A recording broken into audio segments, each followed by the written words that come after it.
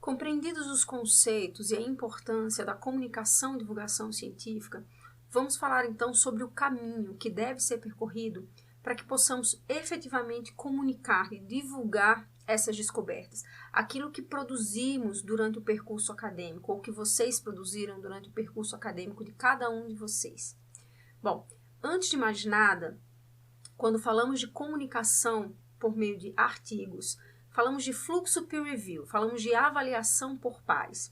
Essa é a principal forma de se publicar artigos em revistas e é através desse fluxo de publicação, que é determinado por um processo avaliativo, que vamos saber se um artigo poderá ou não ser publicado.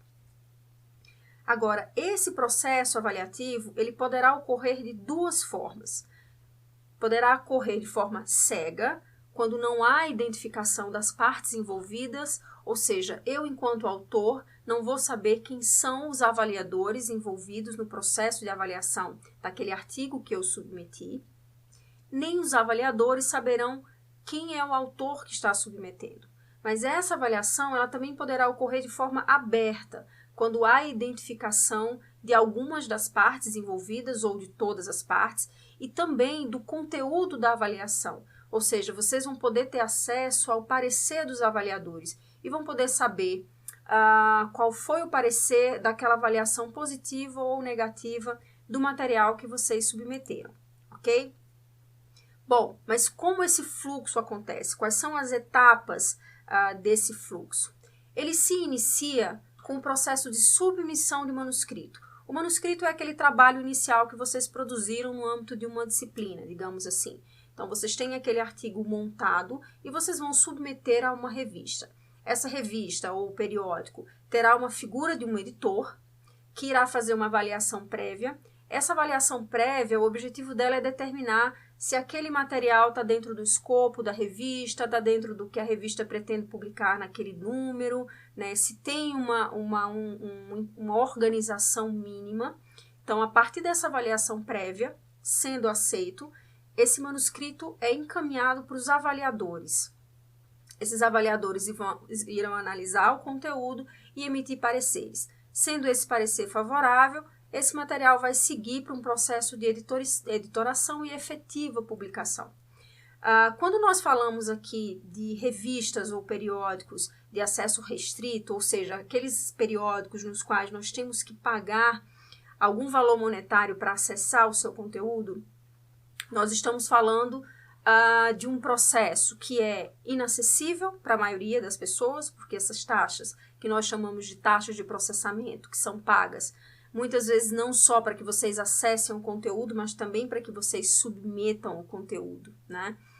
É um processo que acaba não sendo acessível a todos. É um processo que no Brasil, hoje, leva cerca de 18 meses para publicação, desde quando vocês submetem até quando ele é efetivamente publicado. E também ocorre algo que é cessão de parte dos direitos. Vejam, vocês não vão deixar de deter os direitos de autor, isso não. Mas os direitos de divulgação, de disponibilização daquela versão do editor, ou seja, da versão pós-print, da versão que foi publicada, essa passa a ser do editor, ok?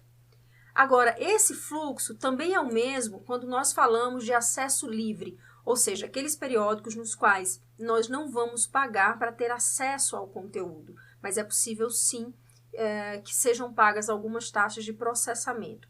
O fluxo também é basicamente o mesmo, ou seja, se eu quero publicar um artigo em uma revista paga ou em uma revista de acesso livre, esse fluxo de publicação ele vai ser o mesmo. A diferença é que quando publicamos em acesso livre, nós não temos a cessão de direitos. Eu, enquanto autora, ou vocês, enquanto autor, vão especificar quais são os direitos de uso daquele conteúdo. Para isso, nós temos licença livre, como Creative Commons.